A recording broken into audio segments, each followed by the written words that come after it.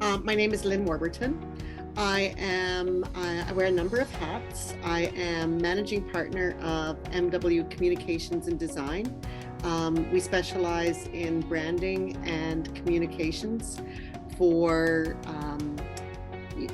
both private, small, medium-sized companies and institutions who have campaigns. And so although that sounds like two very different kinds of clients, we're industry agnostic, but the common denominator is that our clients usually come to us with a product or a goal in mind. Sometimes it's a service, sometimes it's a campaign, but always with a goal to really engage with their audiences. And so what I've learned over my career is that typically that doesn't happen because of what an organization offers. It happens because of the reason they offer it. And so that's where values lie, and that's what we tap into. So we always start with, what's your reason for doing something? Why is it important? And that's what we drill into to mobilize either their knowledge or their plan and make it resonate with their audiences. So quite honestly, it's fundamental to framing. It's part of the framework right from the get-go, right from the outset. It's really essential that everyone understands their role and what expertise they're going to be relied on for.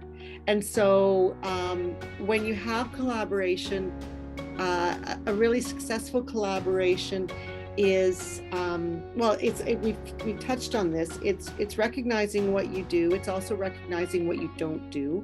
But it's really important to start off with it at the beginning because it's tied directly to the goals. What are we setting out to accomplish? What dial are we moving? Then you're going to get into how do we move that dial. And if you haven't established what the roles of the collaboration is and what each person is bringing, then it's going to be very easy to go wrong in a number of ways. For example, someone might say, that's not my job. I thought that was your job. That's not my job. Someone might say, but that's what I was expecting to do. The opposite, like, that is my job. Why are you doing my job? Or someone might say, we don't have that capacity, and so we're not going to be able to deliver that piece of it. Those are all really scary things you don't want to hear when you're in the trenches getting work done. And so if you establish the roles, you have a good framework for delivering what you're promising to deliver. And it just makes the whole experience nicer.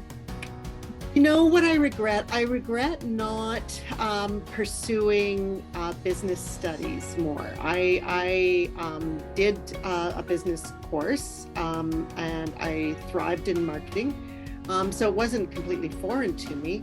But I really did it from the perspective of a large organization. It was more organizational business.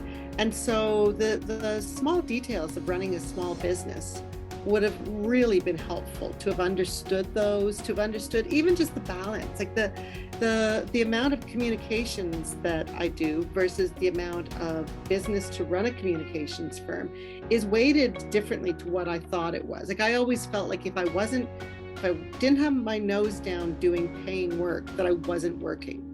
And so it was really difficult to sort of validate. And then part of that 3-year experience was realizing that sometimes just keeping the business going means doing unpaid work, and that's still valid. That's still really, really valid, and it's absolutely essential.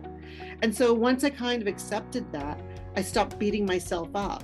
And so I think that my takeaway from that was, it's really easy to beat yourself up unnecessarily, and you really have to stop before it starts, or at least as soon as it starts, or you waste an awful lot of time and it doesn't, for what good? You know, it's interesting. I can answer that. There's sort of two ways of going at that. I can answer that from the perspective of how one does it for oneself, but I can also answer it from the perspective of how you do that when you're working with someone who has that perspective. And